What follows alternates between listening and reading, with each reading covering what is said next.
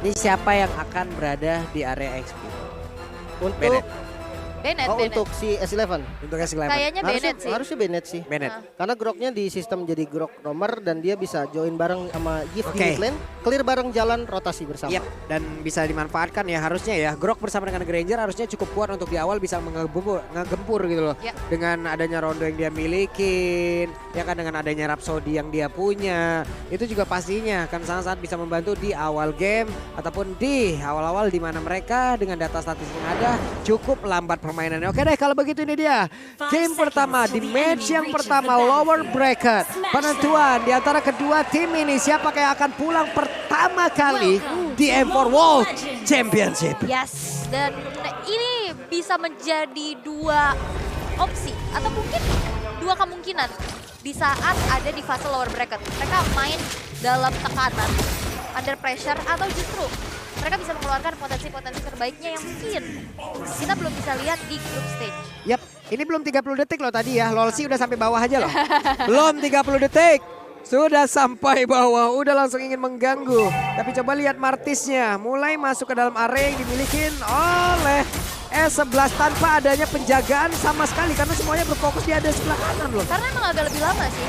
Granger, aku baru semalam main Granger jungler dan agak lama untuk farming ya. Untuk ngebunuh dari monster-monster jungle. Jadi Oke. ya ini dia. Sayang sekali dan dia kehilangan satu sumber XP di early ini untuk bisa ngedompleng lagi dari sisi leveling yang dia punya. Bahkan Lolsi, ada Erwin di bagian tengah dengan gangguan yang diberikan oleh 505. Cukup menyakitkan dan harus pergi dari area tersebut. Yes, tapi lihat di arah atas, one v one situation antara Papadok dan juga Diablo. Walaupun Chan di arah tengah udah mulai tercicil juga dipaksa untuk mundur terlebih dahulu. Ada sedikit pokingan damage balasan.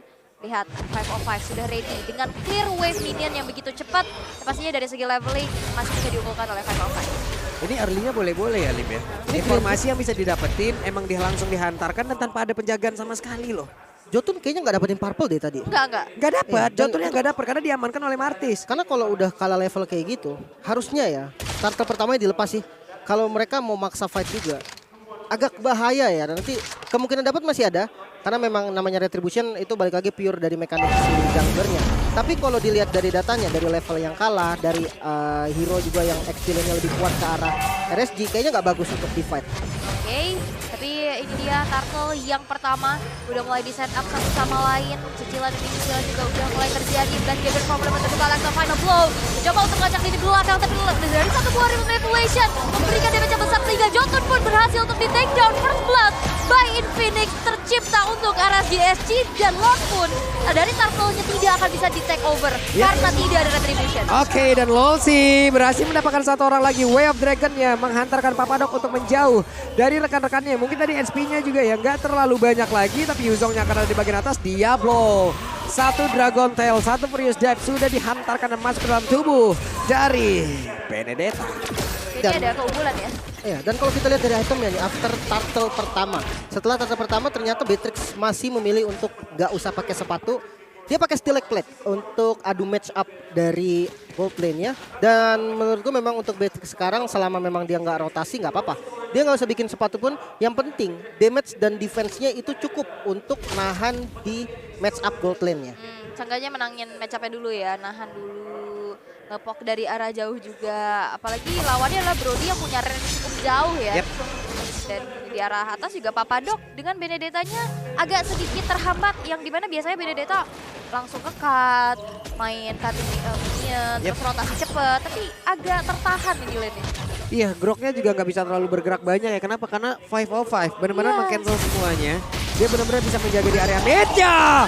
Hilang sudah untuk kali di Papadok, tapi dibalaskan oleh Jotun di area XP dan dia pun bisa harusnya melakukan plating di area tersebut, tapi tidak ingin, dia pergi lagi ke area yang berbeda. Iya, karena belum ada wave minion sih yang menghantarkan. Wah, itu dia Renner yang dipegang oleh Baby Cakes membuat dari Erwin harus mundur terlebih dahulu. Pertemuan antara Lolsi yang mencoba untuk langsung saja mencicil. Ada Cyclone Eye menyelamatkan dirinya, tapi kita intip dari emblemnya nih Lim Koco. Ini sebenarnya emblem jungle dari Martisnya unggul jauh sih. Bray bisa pakai cooldown retribution dengan sangat cepat. Wah, ini di bawah coba lihat tuh. Ada 1, 2, 3 hero udah mulai berkumpul dari RSGSG ya. Sementara yang dimiliki oleh S11 juga udah melakukan satu rotasi yang sama. 2 hero-nya bergerak ke bagian bawah. Sambil mencoba untuk mengcover langsung pergerakan dari Brody. Namun mereka semua kembali berpencar karena melihat di mana pergerakan lawan tadi udah bergerak pula ke area mid. Tapi Turtle-nya udah mulai nongol lagi. Cukup riskan untuk bisa melakukan fight tadi di area tersebut. Hanya saja untuk kali ini Jotun dengan level 7-nya udah bisa mendekati Bray. Bagusnya seperti itu. Ya. Jotunnya masih bisa menyamakan dari sisi leveling. Betul, dan bahkan udah mulai mempersempit dari gap ketertinggalan ya. Tadi hampir 1000 dan sekarang udah makin sempit lagi, hanya ada 400 network aja yang terselisihkan. Setup sudah dilakukan menuju ke arah Turtle yang kedua dan bahkan kali ini bakal terjadi adanya konten. Yap. Ini dia Turtles led by UBS Gold pun berhasil ternyata diamankan oleh Yip. Dan juga Bray. Martis dihancurkan menyusul Joe. Menghilang pula walaupun ada tadi satu absen yang dihasilkan dari Senpo. Hanya saja tidak bisa menahan damage yang dikeluarkan dan mereka pun bisa saja mendapatkan lagi satu outer turret yang ada di bagian bawah. Bahkan kali ini Chan yang mendekati langsung pergerakan ke arah Beatrix. Akankah Beatrixnya langsung digas tapi ternyata cukup terlambat dari real world manipulation. Yes, gak nyampe dan akhirnya Baby Cakes masih bisa selamat walaupun hanya ditukarkan dengan adanya outer turret di arah bottom lane. Dengan keuntungan yang begitu besar, adanya satu outer turret yang hancur, Turtle yang bisa disecure, membuat dari S11 Gaming sekarang unggul nih atas RSGSG. Bener banget, goldnya juga ngeboosting banget ya. Perbedaannya hampir di angka 2000, tapi untuk menit segini perbedaan 2000 pun sebenarnya masih bisa untuk dikejar. Dan Hunter Strike menjadi item pertama dari Jotun untuk ngeboosting dari movement speed pastinya. Dan ada tambahan untuk penetrasi itu yang memang dibutuhkan banget untuk Ranger Jungle di patch sekarang. Yap, barusan Bray-nya juga dipaksa untuk langsung mengeluarkan lagi ke arah retribution namun di bagian bawah. Papadok sendirian masih bisa menahan lagi karena wave minion di atas. Kai juga udah bisa mengantarkan ke arah satu gerobak, satu katapult yang bisa membantu dirinya untuk bisa menghancurkan ke arah outer turret dari RSG. Kai, selain dapetin outer turret kedua, Kai juga hanya mendapatkan 2 kematian aja selama M series. Wow. Jadi terdikit ya. Ini hanya 2 mati, berarti dan dia adalah god laner ya. Dan lincah banget, makanya ini kemarin-kemarin pas di interview disebut Angkara Kai gitu. Wih, sedap. Digocek semuanya. Angkara Kai. You know tadi catch Kai if you can ya. Iya. Tangkap Kai kalau kamu bisa. Baik. Tapi Chan, Jotun dan juga Erwin ada di bagian tengah. Rhapsody dikeluarkan kembali. Kita lihat aja akankah mereka berhasil untuk bisa menghancurkan langsung ke arah outer turret. Tapi 505 masih menahan sedikit lagi SP-nya. Dia masih punya Black Sus. Belum mau mengeluarkan. Enaknya bisa clear cepet sih. Itu bisa kecicil dari segi outer turret ya kalau misalkan emang nggak di-clear cepet-cepet. Tapi ini dia Turtle yang ketiga, setup sudah dilakukan oleh teman-teman dari S11 Gaming. Lolsi sudah hadir untuk menjadi frontliner dari itu satu buah flicker beserta dengan adanya satu jet gundal. Tapi Bray mendapatkan Turtle led by UBS Gold. Dan bahkan 2 player dari S11 Gaming berhasil dihilangkan, ditukar dari nyawa seorang Lolsi. Bagus banget tadi apapun yang udah dilakukan oleh Rajni karena mereka bergantian untuk bisa masuk dan juga mengganggu bagaimana satu formasi yang dimiliki oleh S11. Kenapa? Karena tadi lihat aja pertamanya Chow. Di situ aja udah berkeluar beberapa source kill. Lalu dilanjutkan lagi dengan adanya Yuzong. Satu sisi lagi masuk. Hingga membuat posisi mereka yang udah semakin terpencar, semakin terpisah. Digas balik nih Lim. Sebenarnya memang cowoknya dipakai buat bait sih tadi. Jadi semuanya ke distract banget. Wild charge-nya itu keluar buat defensif. Untuk cover. Itu yang bahaya. Oke, 505. Masih ada Black Sus. Bisakah dia pergi sepertinya tidak akan selamat. Hampir saja Rena Rapati masuk ke dalam tubuh dari Chan. Tapi untungnya hanya menyerempet. Tapi Kai kali ini pun tidak bisa lagi bertahan. Yes, Tiberius Passion itu ujung pelurunya ya. Ujungnya banget. Ujungnya banget. Dan berhasil untuk menumbangkan Kai, berarti ini adalah kematian ketiga ya. Dari pagelaran M Series untuk Kai saat ini. Tapi kita udah intip di menit yang ke-8. Item yang sudah dibentuk. Lagi-lagi sekarang dari Baby Cakes udah jadiin sepatu nih. Ada Swift Boots. Iya, dan untuk classic attack speed ya. classic boots sebenarnya dari Beatrix naik itemnya ke arah malah Victor. Ya. Nah ini yang menarik adalah next itemnya lagi nih. Ada tipe yang dia bikin Wind of Nature kalau memang dibutuhkan. Oke. Tapi kayaknya di kasus ini dia nggak terlalu butuh sih. Nggak bisa ada yang masuk ke belakang juga. Jadi mungkin Hunter Strike bisa jadi pilihan untuk item selanjutnya. Langsung digas saja Hunternya ya. Menambahkan juga nantinya untuk movement ability yang dia milikin. Tapi Erwin Akankah berhasil selamat setelah dia masuk ke dalam rumputan tapi ternyata masih bisa kabur. Dan sekarang lihat tadi S11 yang dapetin keuntungan besar. Tadi udah 2000 nether paut. Sekarang udah makin sempit lagi dan kesengitan terjadi di game yang pertama. Melihat ada Lord Camp by Best Gold yang sudah muncul. Ini setup sudah akan dilakukan dari kedua roamernya. Karena lihat Lolsi dan Erwin udah saling mencari informasi satu sama lain. Oke. Chan di tengah, satu-satu lagi Wave Dragon bersama dengan Flicker dan ditembak dengan Nipirus.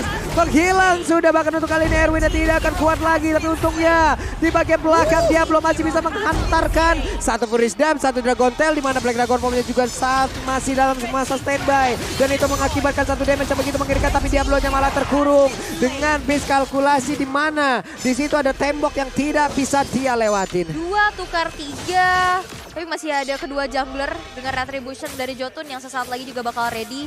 Udah mau coba untuk langsung saja nge-poke ke arah Lord yang pertama. Walaupun lihat di sana dengan adanya Torn Apart Memory, masih bisa dihindari dengan cukup baik Black Shoes yang dikeluarkan oleh 505.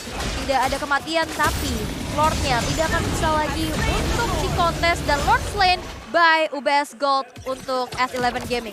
Yap, tapi dari sisi objektif di sini ya S11 boleh-boleh banget loh. Mereka benar-benar bisa menguasai dan juga menjaga tiap laning yang mereka milikin.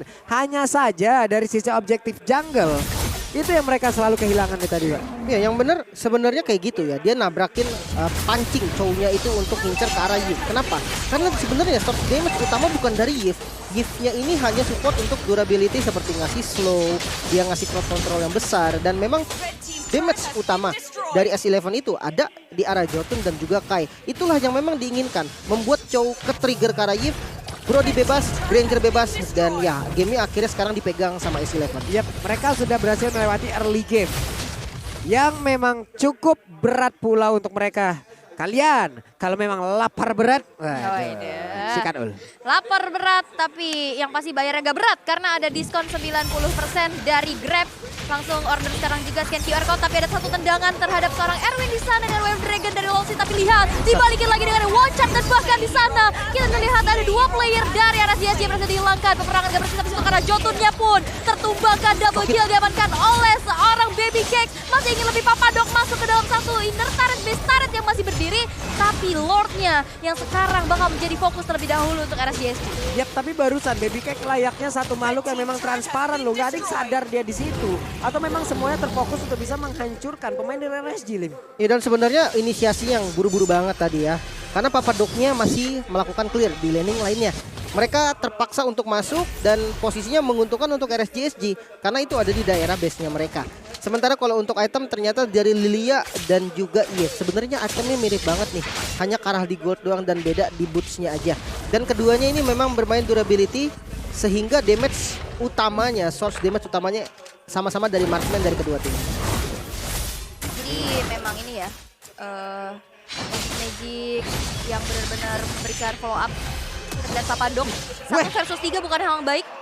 Wolsey memilih untuk menendang saja Papadok untuk mundur ke arah belakang. Ini informasi yang sangat-sangat baik yang bisa diterima oleh pemain dari S11. Tapi Erwin, what are you doing, bro? Terlalu maju sendirian, terlalu buru-buru. Bahkan kali ini Chan juga udah mengeluarkan lagi kalah revolver legend yang dia milikin. Satu Dead Sonata di peluru terakhirnya dihantarkan, tapi itu hanya mengenai Lolsi di mana dirinya pun udah tebal. Yes, masih bisa bertahan. Tapi lihat, dari RSG tersisa 3 base turret aja. Dan defense seperti apa yang bisa mereka lakukan, karena hanya ada satu high ground defender yang bisa dibilang dari Baby Cakes-nya. Dengan adanya 4 hero tabrak gaming atau hero-hero yang memiliki jarak dekat. Ini kalau untuk defense susah nggak sih, Lim? Dan yang lebih susahnya lagi sekarang nggak ada flicker untuk Baby Cakes. Jadi otomatis real world manipulation aja selama nggak ada gangguan itu bisa nge-solo kill.